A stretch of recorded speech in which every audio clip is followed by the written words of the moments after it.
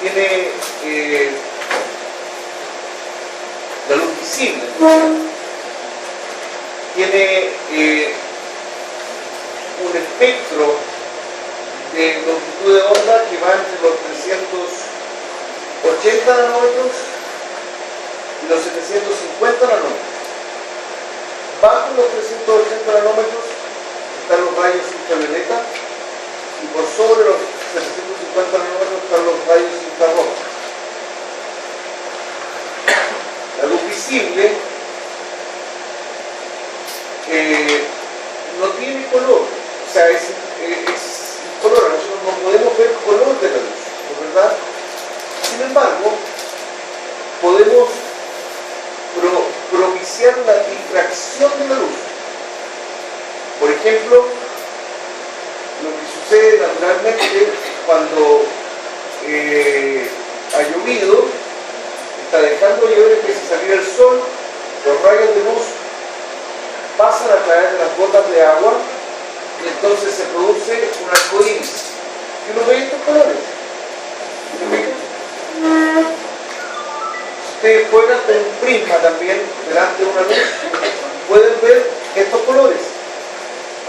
Es decir, la luz está compuesta por distintos colores.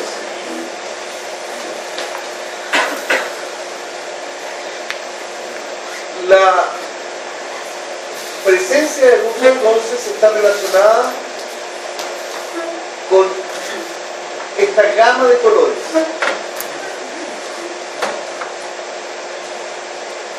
Nuestro rango de lectura es bastante estrecho en realidad. Sin embargo, con esto nos permite a nosotros poder definir con precisión muchas cosas que otros animales, que otros mamíferos no lo pueden hacer. ¿Quién se encarga de realizar la fototransducción, es decir, la conversión de esta energía lumínica en una energía eléctrica? Son los fotorreceptores, que son las células especializadas que se encuentran en la retina. Para allá abajo. Aquí tenemos entonces la luz que se proyectó, que pasó a través del cristalino, ¿no es verdad? Y se proyectó justo en la retina. Haciendo un zoom de esta parte, tenemos esto. Aquí estos son los axones que conforman el nervio óptico. Si hago un zoom de esta parte, tengo esto de acá, y veo de que los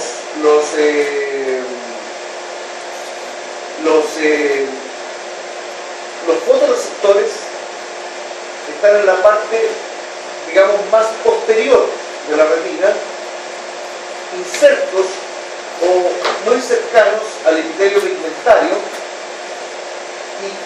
y estos fotorreceptores hacen sinapsis con una segunda capa de neuronas que se llaman neuronas bipolares, y estas a su vez hacen sinapsis con una tercera neurona que se denomina neurona o célula ganglionar. Los axones de las células ganglionares son estos axones que conforman el nervio óptico. En una proyección un poquito más detallada, encontramos que la retina no solamente tiene estas tres capas,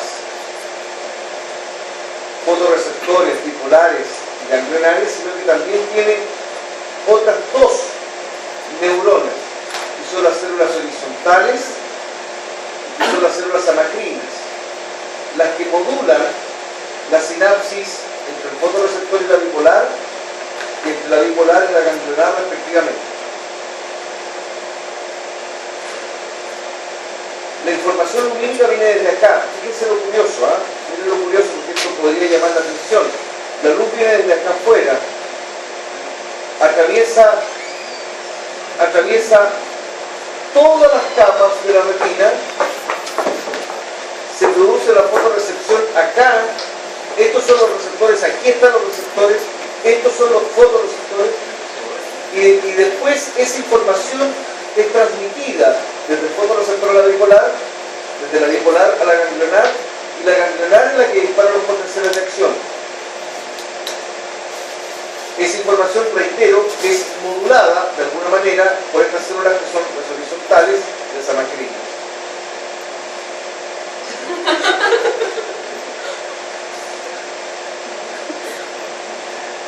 En la retina se produce convergencia, es decir, por ejemplo, aquí se muestra un ejemplo que numéricamente no necesariamente es así, pero para que lo entiendan. Dice yo, estos tres fotorreceptores sinaptan con una bipolar y estas dos bipolares sinaptan con una ganglionar.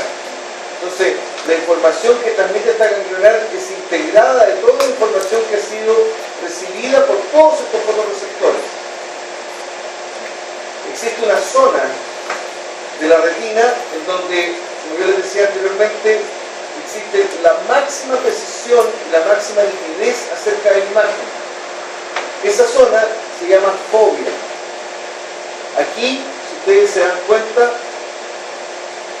hay un tipo particular de fotorreceptor, son los conos, y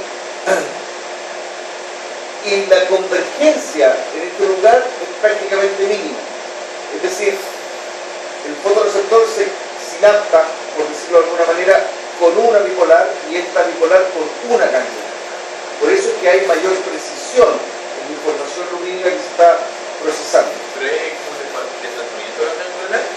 Porque hay una imagen que sale como... Claro. Hay un movimiento ahí anatómico, digamos, que permite que la luz incida de manera muy directa sobre los fotorreceptores. Esa es la zona de máxima agudeza visual. ¿Ya? Fovea. Los fotorreceptores se llaman conos y bastones. Estructuralmente, ambos tipos de fotorreceptores contienen un segmento externo, que es donde se encuentra el pigmento visual, un segmento interno, donde se localizan la mayoría de los organelos, así como también se encuentran allí el núcleo y todos los componentes que permiten el desarrollo metabólico de las células, y esta zona que corresponde, digamos, a la zona de sinapsis entre el fotorreceptor finalmente y la célula bipolar, o la terminal sináptica, si quiere verlo. El segmento externo está compuesto por discos membranosos. Se llaman conos y bastones por la forma que tienen. Esta es una forma de cono y esta es una forma de un bastón. Estos discos membranosos están organizados. Aquí en este caso son discos, aquí en realidad es una membrana que se pliega una membrana sobre la otra y forma una suerte de disco, un pseudo disco. De cualquier manera, en estos discos está el pigmento visual. El pigmento visual corresponde a una proteína que se llama opsina. En el caso de los bastones se llama rodopsina. Opsina. Y en el caso de los bastones se llama rodopsina. Rod significa bastón. Ese es el nombre, rodopsina. Dentro de la rodopsina existe una molécula que se llama retinal. Esa molécula retinal tiene la posibilidad de cambiar de posición en función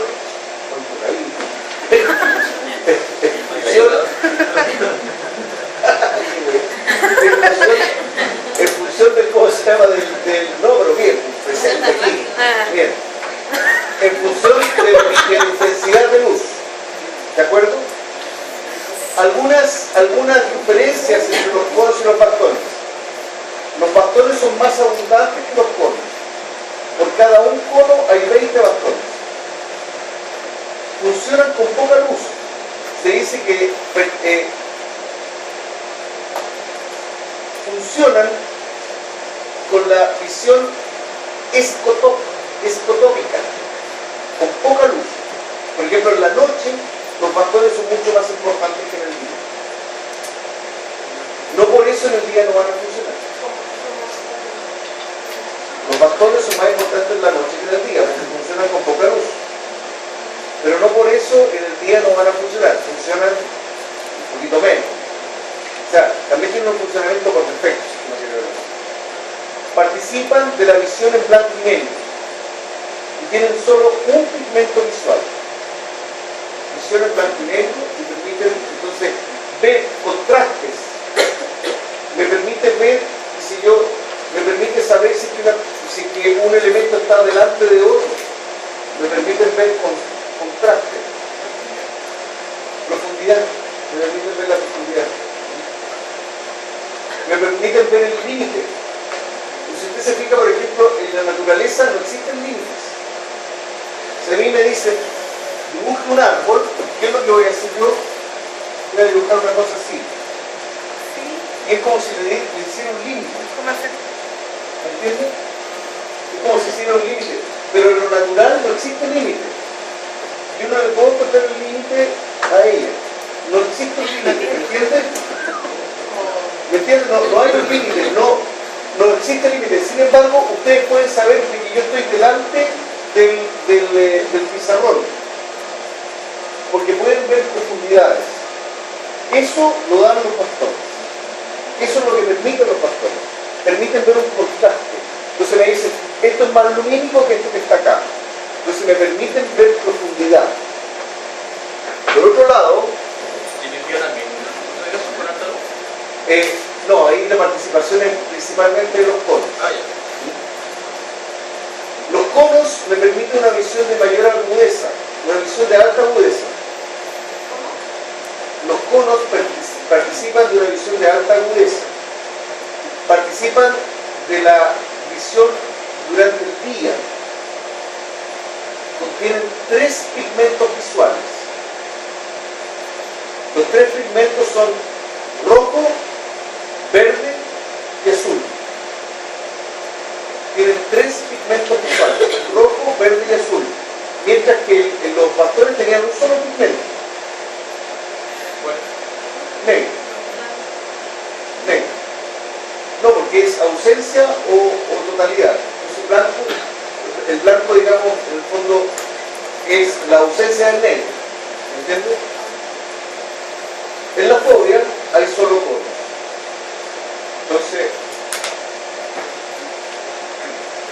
aquí está, en lo siguiente se va a mostrar el espectro de la luz visible y la... Por eso en la noche de repente se quiere como enfocar bien, tiene que tratar de mirar como de reojo. Depende del color que se dio. Hay una visión nocturna que de repente no quiere enfocarse bien y lo tiene que enfocar como de frente, tiene como enfocar de reojo, así como más. O sea, claramente que tú tienes que hacer un mejor foco, sí, pero por ejemplo, la baja luminosidad a nosotros no nos va a permitir ver grandes detalles. ¿Tú qué es lo que terminas viendo? O sea, así como siendo bien exagerado, uno termina viendo sombras. No grandes detalles, tú no puedes ver, por ejemplo, detalles de una cara. Ahora, a lo mejor tu recuerdo puede hacer de que visualices algo, ¿no? Porque lo interpretas, porque lo conoces. Bueno, en la siguiente figura se muestra el efecto de la luz visible desde el violeta hasta el rojo.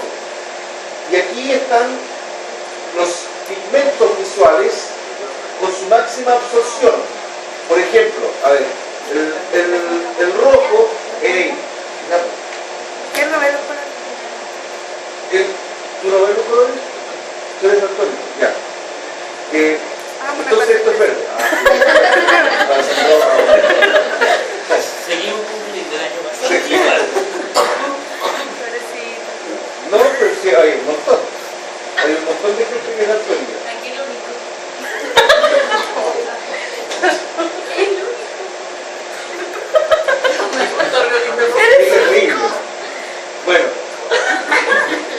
Mira, aquí, esto es el pigmento visual rojo. Y el rojo absorbe, qué sé yo, cerca de los 580, 600 nanómetros. ¿Ya? El verde absorbe aproximadamente a los 550, 555 nanómetros. Y el azul, por ahí, por los 450 nanómetros. Y el negro absorbe entre 500 y 550. Pero en realidad aquí es la ausencia de color. Así que no entra dentro de esta línea.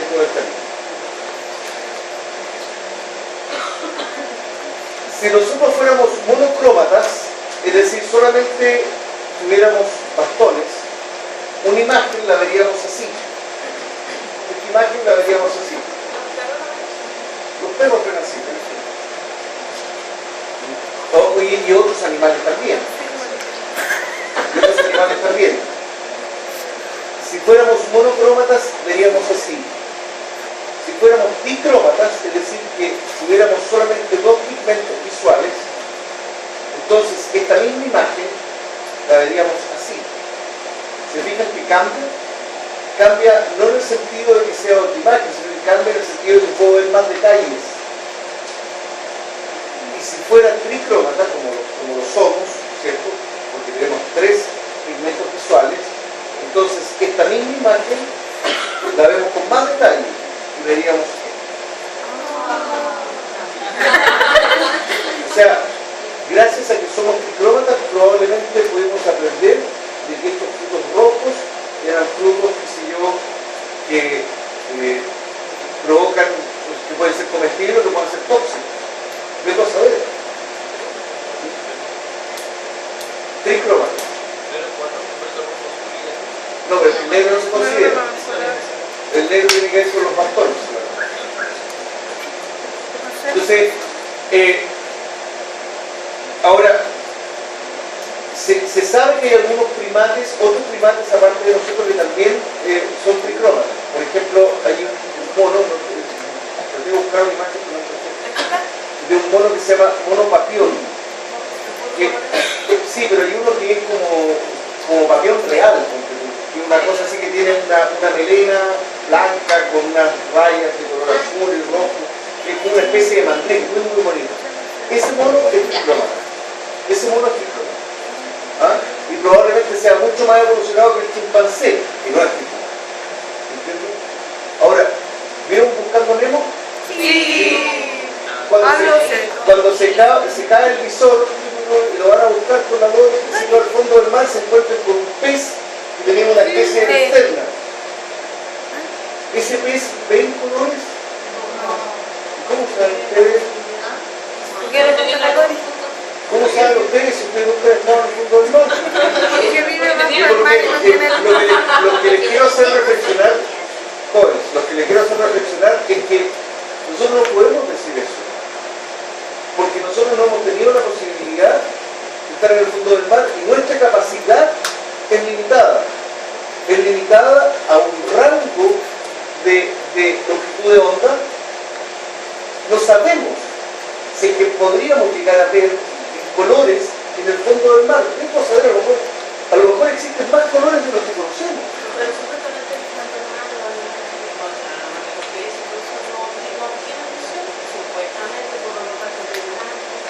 sí, bueno, está bien, puede no tener visión, por eso. Lo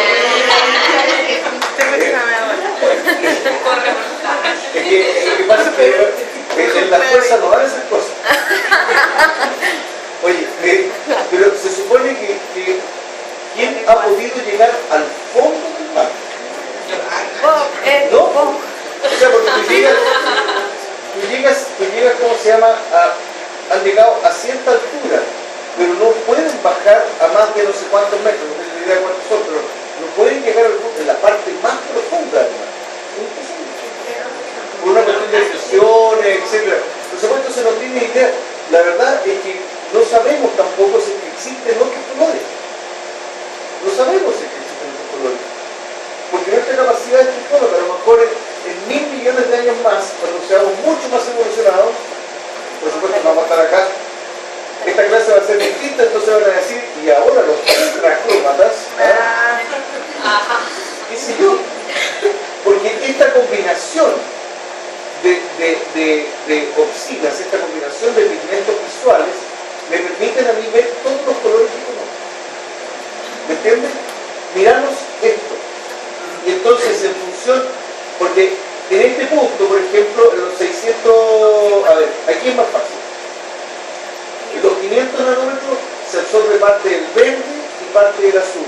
Y eso es lo que me permite ver este color. El amarillo, si yo, parte del verde y parte del rojo. Entonces, claro, hay colores que se obtienen por la activación de distintas opsinas. ¿Me explico? La luz va a ser capaz de activar distintas opsinas y en función de eso yo voy a poder observar un color en particular. Hay personas que tienen muchísima capacidad para poder ver colores, en realidad la capacidad de ver colores es sumamente limitada. Profe, ¿qué pasa con consulta? ¿Qué es lo que es nanómetro? Nanómetro es una unidad de medida, así como kilómetro, metro. Un nanómetro es 10 elevado a menos 9 metros. 0,00008 ceros y 1.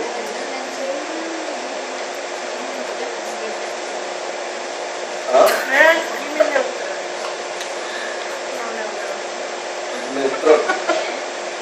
Ya, bueno, oye, miren, vamos a ver la fototransducción, por favor, vamos a ver la fototransducción en los bastones.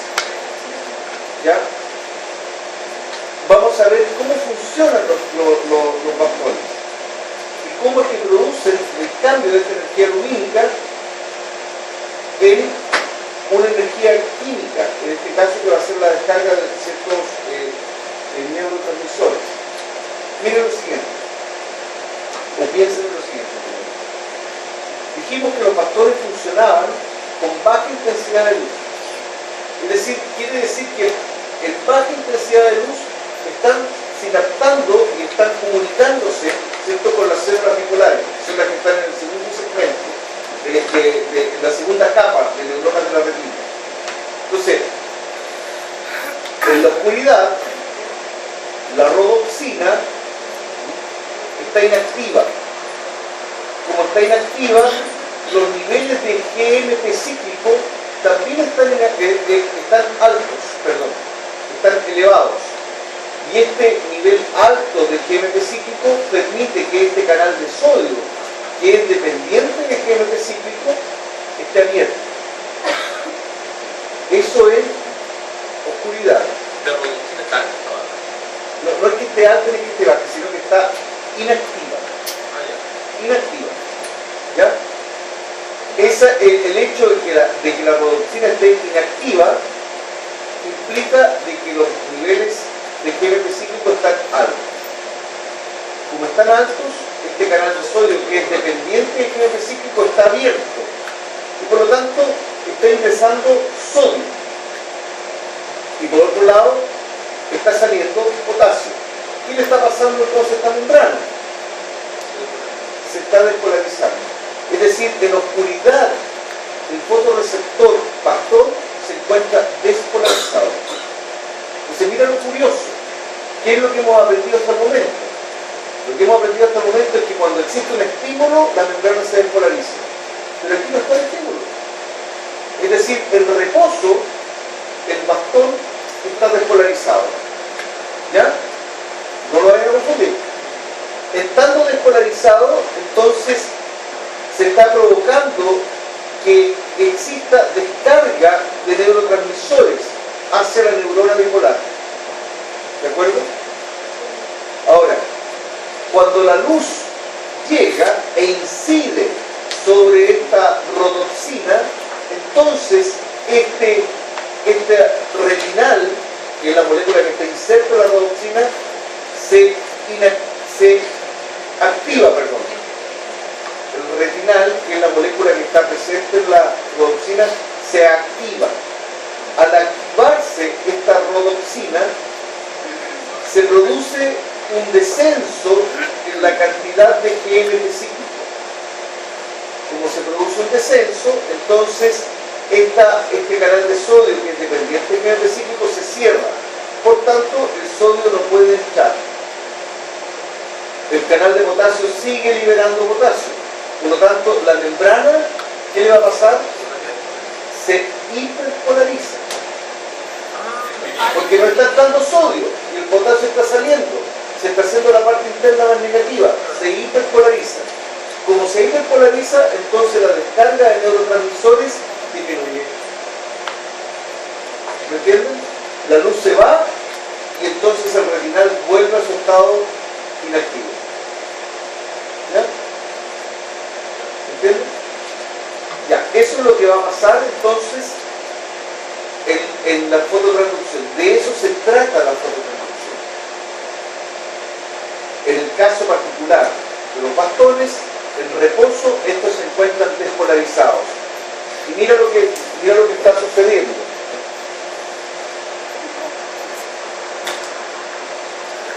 Aquí está el bastón. Aquí está la célula bipolar.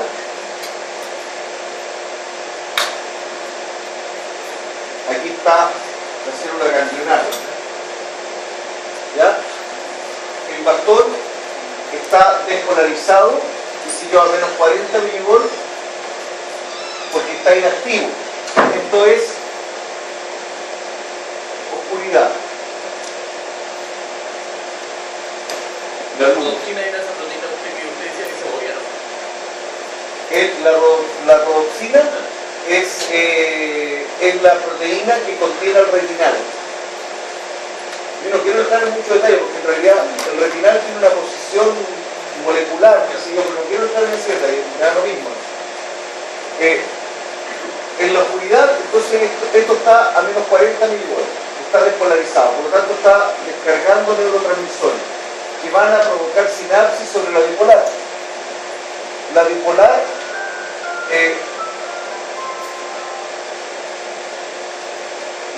entonces se va a comunicar con la ganglionar. Y entonces esto va a ser transmitido. Esa información que tiene que ver con esta fototransducción va a ser transmitida. Cuando llega la luz, cuando hay luz, este potencial de membrana no es menos 40, sino que es menos 70 milivolts. Es decir, se encuentra hiperpolarizado. Por lo tanto, los neurotransmisores desaparecen. ¿Me entienden? Ya vamos a ver qué es lo que sucede más abajo. Los neurotransmisores. A mí lo que me interesa en este minuto es que entiendan esto. Nosotros somos animales binoculares. Tenemos dos campos visuales. El campo visual izquierdo y el campo visual derecho. Todas las personas podrán, sabrán perfectamente que cuando no tienen un ojo, la cuestión se pone difícil, ¿eh? No es fácil, porque el procesamiento de la información se pierde. Porque tal cual como les mostré recién, hay una parte del campo visual que está siendo procesado por la retina contralateral y la misma parte del campo visual está siendo procesado por la ipsilateral. ¿Me entienden? Lo que hicimos acá es discriminar el rojo y el azul. Aquí está pasando exactamente lo mismo. ¿Ya? Cuando esa información alcanza, esta información que en luminosidad, ¿cierto?, alcanza las células ganglionares, se disparan las células ganglionares potenciales de acción que discurren o se propagan a través del nervio óptico. El nervio óptico entra al cerebro a nivel del quiasma. Algunas fibras nerviosas provenientes de cada ojo descursan al contralateral y esto llega al cuerpo geniculado lateral del tálamo y desde allí a través de estas centellas ópticas a la corteza visual o lóbulo occipital correspondiente. Nosotros, podemos tener pacientes que tengan daño, qué sé yo, a nivel del nervio óptico, a nivel del quiasma, a nivel del tracto óptico, a nivel de las cintillas, etc. Esos déficits visuales están dispuestos acá. ¿Qué pasaría, por ejemplo, si el paciente tiene un corte en el nervio óptico derecho? Pierde entonces la visión del ojo derecho. Solamente va a ver con el ojo izquierdo. O sea, el campo visual derecho se pierde. El campo visual derecho se pierde. Si es que el daño es a nivel del quiasma, entonces se produce una pérdida del campo visual izquierdo lateral y pérdida del campo visual derecho lateral. Es decir, tengo lo que se conoce una hemianopsia bitemporal. ¿Qué quiere decir con eso? Quiere decir de que yo la imagen no la voy a ver completa. ¿Me entiendes? Voy a ver una parte de la imagen. Lo que puedo procesar con esta zona. Lo que puedo procesar con la zona que no decusa. ¿Me explico? Ya. Si es que tengo un daño a nivel del tracto óptico, entonces se produce una hemianopsia contralateral. Si se produce un corte en el tracto óptico derecho, tengo una pérdida del campo visual izquierdo con una pérdida del campo visual interno, digamos, derecho. Por eso veo una hemianopsia contralateral. Si se produce un daño en las cintillas, estas son radiaciones ópticas, perdón. Entonces se va a producir una anopsia cuadrántica contralateral superior. Y si se produce un daño en las cintillas ópticas, entonces tengo una hemianopsia contralateral con respecto a la mácula. La mácula, o sea, voy a ver porque voy a ver una imagen como con una parte, digamos, ¿entienden? Que es la parte de la fobia, en el fondo, de gran agudeza. Entonces, ¿por qué lo podemos encontrar? Con todos estos déficits visuales. ¿Qué hemos visto hasta el momento? Hemos visto todo el sistema visual en términos sensoriales, en términos de cómo se produce la fototransducción, cómo se proyecta, a qué zona se proyecta y qué daño se pudiese provocar si es que hay corte en cualquiera de estas zonas. ¿De acuerdo? Uno podría seguir, bueno, podríamos seguir con qué es lo que pasa con la titular, qué es lo que pasa con la ganglionar, y qué es lo que pasa con el cono. ¿Me entienden? Pero es un concurso ya de neurofisiología y no concurso de fisiología general. Yo creo que hasta aquí ya es suficiente el sistema visual. Veamos el oído. El oído se especializa en dos funciones: la audición y el equilibrio. Se puede dividir el oído en tres secciones: externo, medio e interno. Y por supuesto que dentro de este oído interno tenemos el sistema vestibular o el complejo vestibular que participa del equilibrio. El resto o sea, la zona media y la zona externa y parte de la zona interna se utiliza para la audición. Si nosotros miramos un oído, nos encontramos que existen tres áreas. Entonces, el oído externo, el oído medio y el oído interno.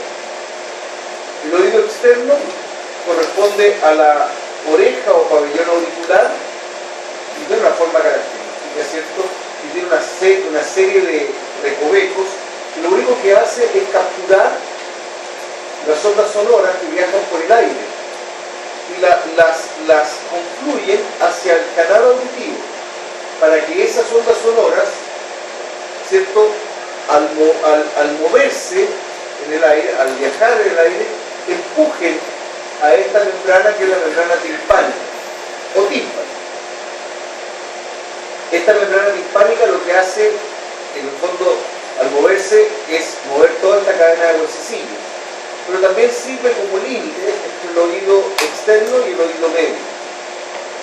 El oído medio es una cavidad que está llena de aire, que tiene una comunicación hacia la faringe a través del tubo de Eustaquio. Entonces no sé si les ha pasado alguna vez, por ejemplo, que están resfriados y tragan algo y lo sienten. O por ejemplo, van pasando por una zona que tienen cambios de presión y el oído se agompa.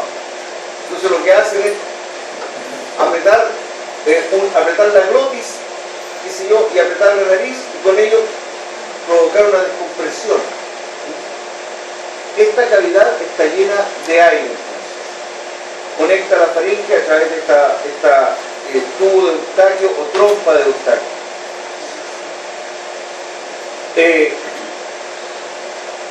Contiene en su interior estos tres huesecillos que conducen el sonido del medio ambiente desde el canal externo hacia el interno.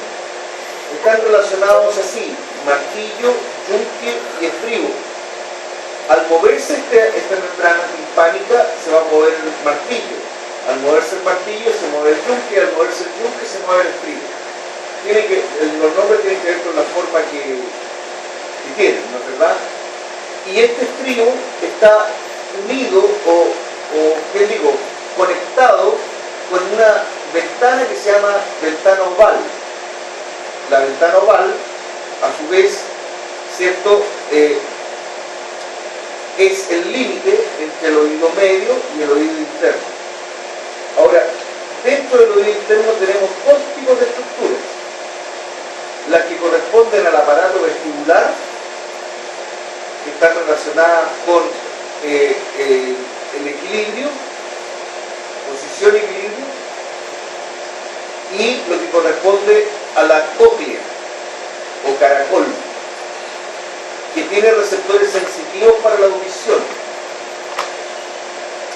Los axones que nacen de la zona vestibular conforman la rama vestibular del par octavo. Los axones que nacen desde la cóclea corresponden a los axones que conforman la rama coclear del par octavo. El par octavo es el auditivo, que tiene dos ramas, coclear y vestibular. Así que en el fondo transmiten información que tiene que ver con equilibrio y transmiten información que tiene que ver con sonidos, información auditiva. Las ondas sonoras viajan a través del aire, este medio elástico que permite, ¿cierto?, que transmita la información.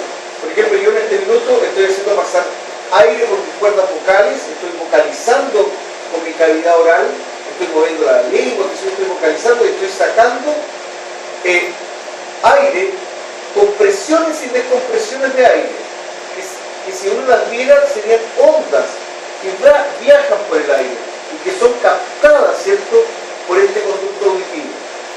Esas ondas tienen amplitud y tienen frecuencia. La amplitud está relacionada con el volumen. O sea, yo puedo hablar más fuerte, más despacio. ¿Ya? El que hable más fuerte o más despacio tiene que ver con la amplitud de la onda. O puedo hablar más grave o más agudo. En función de si es más grave o más agudo, voy a tener tonos altos o tonos bajos. Y eso tiene que ver con la frecuencia.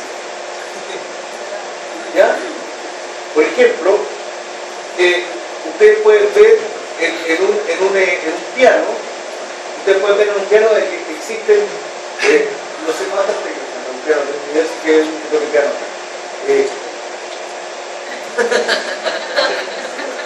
Bueno, no sé, debes como 25, más o menos, ¿ya?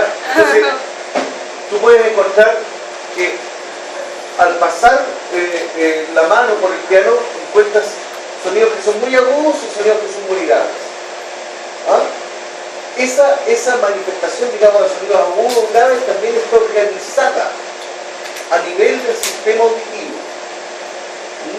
Entonces van a haber neuronas que responden a sonidos que son muy agudos y hay neuronas que responden a sonidos que son más graves. ¿Me explico? Entonces, dependiendo de la frecuencia de la onda, se pueden activar unas células u otras.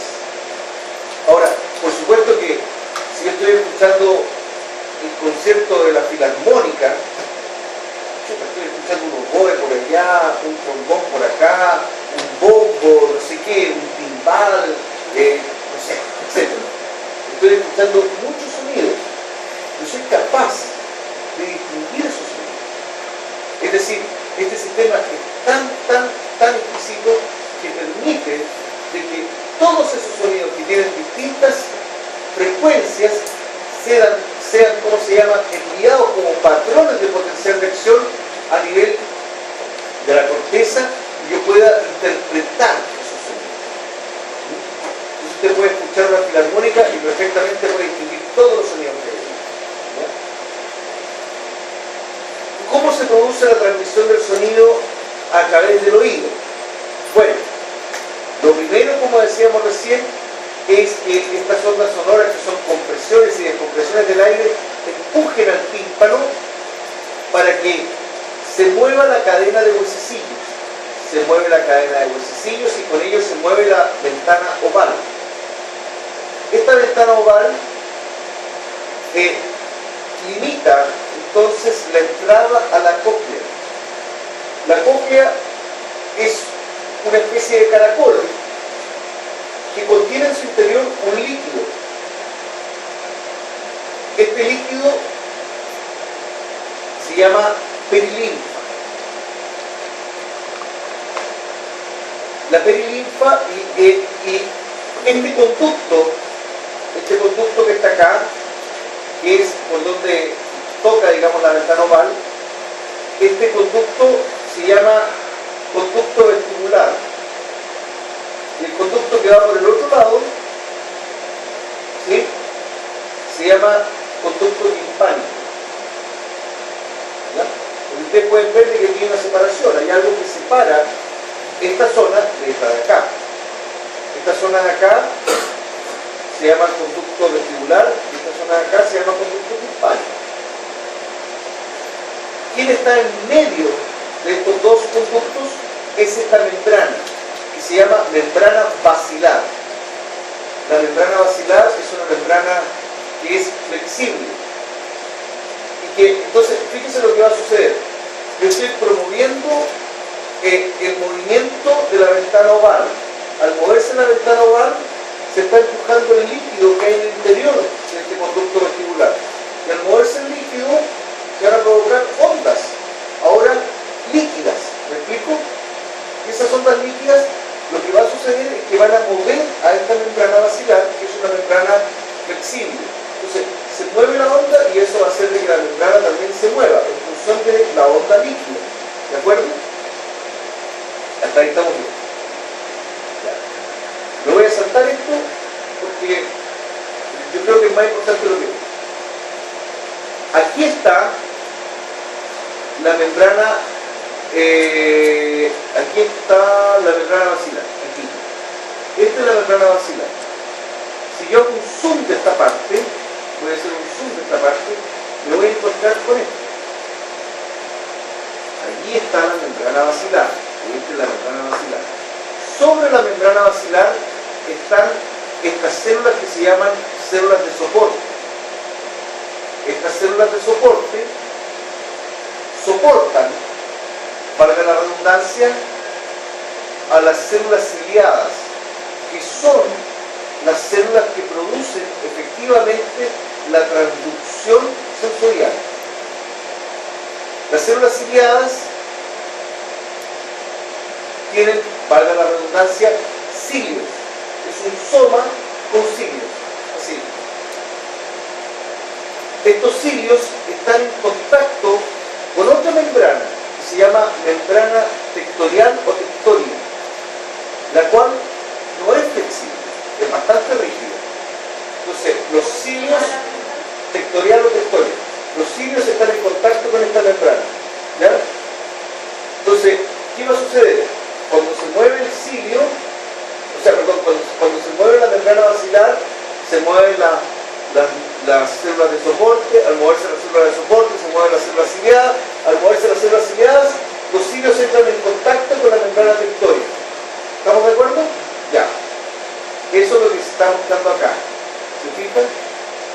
Ahora, los cilios tienen distinto tamaño.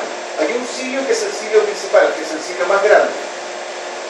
Entonces, puede ser de que al tocar la membrana tectoria, por la posición de los cilios y qué sé yo, podría suceder de que el movimiento de los cilios fuera en favor del cilio principal o en contra del cilio principal. Si es a favor del cilio principal, se produce una despolarización. Se produce una despolarización, hay descarga de neurotransmisores y esa información es transmitida a esta neurona cuyos axones conforman el nervio líquido. O bien en contra del cilio principal, y eso significa una hiperpolarización. Al haber una hiperpolarización, no hay descarga de neurotransmisores y no hay potencial de reacción en el nervio líquido. ¿De acuerdo? Entonces miren acá. Aquí tenemos una neurona sensorial, ciliada, qué sé yo, que está en reposo. Aquí está en reposo. Está con un potencial de menos 30 milivolts, está descargando una cierta cantidad de neurotransmisores. Está levemente despolarizada, porque siempre hay algo basal. Miren lo siguiente. Se produce la excitación, es decir, se mueve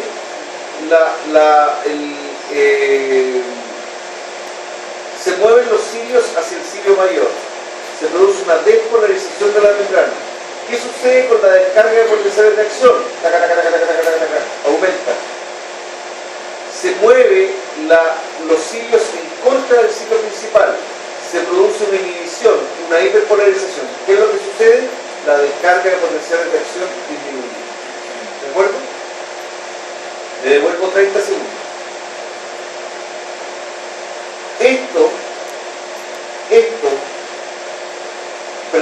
Esto, aquí lo puedo mostrar en un zoom mejor, se llama órgano de Corti. Y el órgano de Corti contiene a las células receptoras ciliadas y a las células de sostén.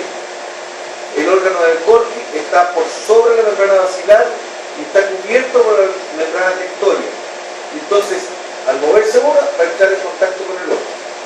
Me acabo de acordar que tengo una imagen que va a ser de que esto no se me olvide jamás. Bueno, no sé si jamás.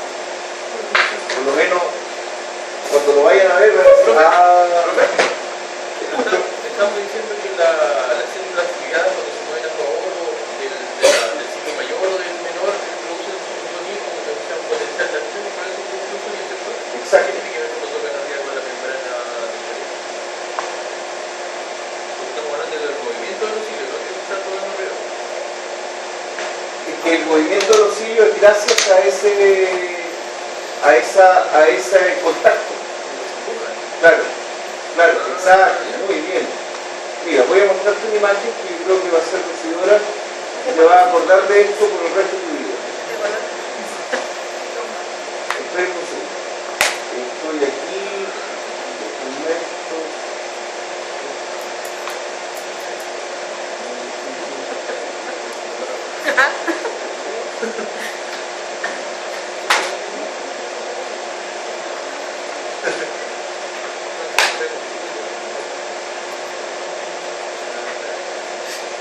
Miren.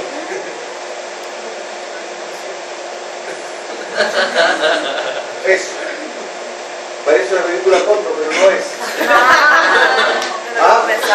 Se está moviendo la membrana basilar. Al moverse la membrana basilar, los cilios entran en contacto con esta membrana tectoria. Al moverse esta membrana, y al entrar en contacto con la membrana tectoria, entonces los cilios se pueden mover a favor del cilio principal o en contra del cilio principal. Se mueven a favor, es una despolarización. Se mueven en contra, es una hiperpolarización. ¿De acuerdo?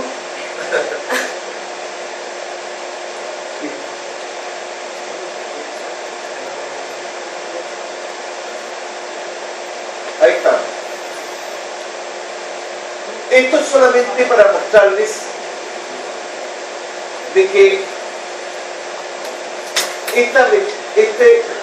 esto que se denomina cóclea, que está formando una especie de caracol, si nosotros la pudiéramos ¿cómo se llama?, desenrollar, veríamos algo así.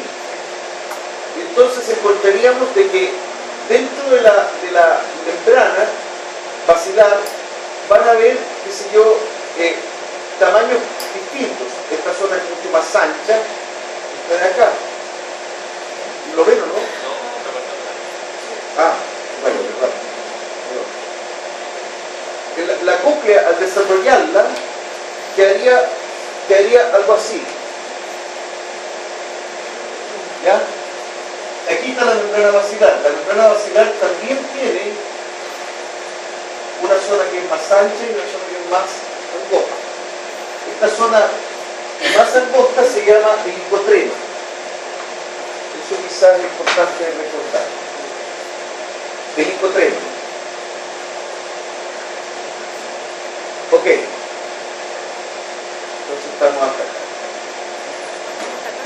No, estamos hasta acá con lo que hemos visto hasta el momento. Esta membrana basilar, que es más ancha en una zona y es más angosta en otra zona, responde de manera distinta a distintas frecuencias. Entonces, es igual que las teclas del piano. Yo toco las que están a este lado, son más agudas, las que están a este otro son más graves. No me acuerdo cómo se hace. No tengo idea. Pero, por ejemplo, ¿cómo se llama? Los sonidos de alta frecuencia son sensados, por decirlo así, por aquellas células ciliadas que se encuentran en la membrana basilar más angosta, la zona más angosta. Mientras que los de baja frecuencia son por aquellos que tienen la membrana basilar más ancha. ¿De acuerdo? ¿Entienden el concepto? ¿No? ¿Entienden el concepto? Muy bien. Ahora, hasta aquí hemos hecho solamente... O sea, lo veo como más fuerte, No confundas fuertes con frecuencia.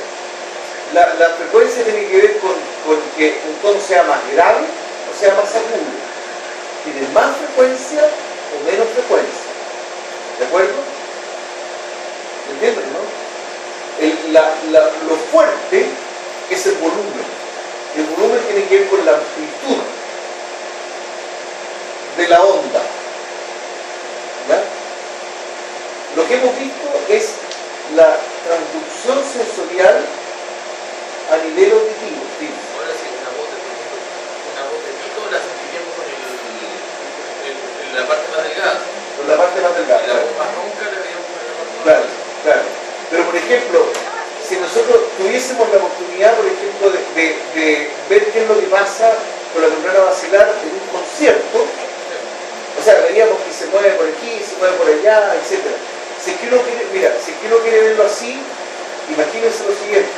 Imagínense que la membrana basilar y la activación de estas células ciliadas fuera como estas guirnaldas de luces que nos ponen en el árbol, para Navidad. Entonces, los sonidos hacen que se enciendan las rojas, las azules, las verdes, las amarillas, las blancas, no sé, y se van encendiendo así. Hay algunas que se encienden más, otras que se encienden menos. Entonces, todo eso es codificado en el fondo como potenciales de acción que van a viajar por el nervio auditivo. Ahora, ¿qué va a pasar? Esos axones van a ingresar por vías paralelas. Primero, va a haber una información que va a venir desde cada oreja, porque las dos orejas se escuchan. O sea, claramente, por ejemplo, ustedes no pueden hacer de que un oído no escuche. Ambos oídos se escuchan. Ahora, hay un oído que escucha antes que el otro. Y por eso que ustedes pueden ubicar el oído, ubicar el sonido. Por ejemplo, yo que estoy al extremo izquierdo de ustedes, saben de que estoy al extremo izquierdo porque su oído izquierdo escucha con un pequeño adelanto respecto al oído derecho. escucha antes. Hay un retardo en el oído contrario a la zona emisora del sonido. Cuando yo escucho el estéreo, yo me acuerdo, por ejemplo, cuando chico no tenía de estos equipos de estéreo, entonces lo que hacía era colocar mi cabeza sobre el parlante. ¿Y qué es lo que hacía? El sonido estaba por los dos lados. Entonces, escucho el estéreo. Cuando usted se pone los audífonos, ¿dónde escucha el sonido? No, pero ¿me puede decir a nivel de la cabeza que se qué parte está el sonido? Está en el centro. Eso es lo que hace. Cuando tú te pones los audífonos, el sonido está en el centro. Porque fíjate que los dos están escuchando a la vez. Entonces tú no puedes distinguir de dónde viene. A no ser de que estés escuchando una música que haga esta cosa de pasar de un lado al otro. Y de hecho uno siente como dice, pasar acá y pasar acá. ¿Me ven o no? Ahora ya, perfecto. Entonces va a ir por dos ramas paralelas y va a tener que ver con que existen dos orejas. ¿Qué es lo que sucede? La información es ingresada a la zona más rostral del bulbo raquídeo. A la zona más rostral del bulbo raquídeo. Rostral del bulbo raquídeo. ¿A qué se refiere esto? Se refiere a que es la parte que está más arriba del bulbo raquídeo. ¿Entiendes? O sea, el bulbo raquídeo nosotros podemos hablar del bulbo raquídeo que es caudal, medio y rostral, hacia arriba. El bulbo raquídeo es la parte más rostral. ¿Cómo? Bueno, nivel superior, está lo mismo.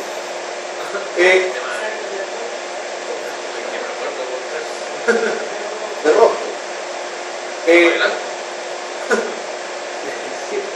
Justamente, mira, bueno, ingresa acá y fíjate lo que hace. Hace sinapsis aquí en el bulbo. La segunda neurona lleva la información hacia el puente, hacia un núcleo que se llama núcleo superior de la oliva, donde discurre ipsilateral y discurre también contralateral.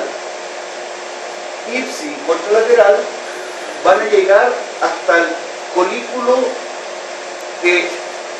inferior, que se encuentra en la zona más caudal del cerebro medio. Y desde aquí llega hasta el cuerpo geniculado medial del tálamo, para proyectarse finalmente hacia la corteza auditiva. Entonces, las señales eléctricas que son generadas en las células ciliadas del órgano de Corti se dirigen hacia los núcleos cocleares, dorsal y ventral del tronco encefálico, y se proyectan al lemnisco lateral, ¿es esto?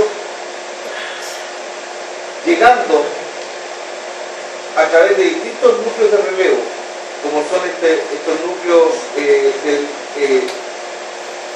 del oliva, hasta el tálamo, y desde el tálamo hacia la corteza. ¿Qué es lo relevante? Y quiero que retengan acá. Lo relevante que quiero que retengan es que la información proviene desde los dos oídos. Que hay un oído que va a escuchar antes que el otro y que eso me permite localizar el sonido. Que la información, igual que todo sistema sensorial, debe pasar por el tálamo y que se proyecta hacia la corteza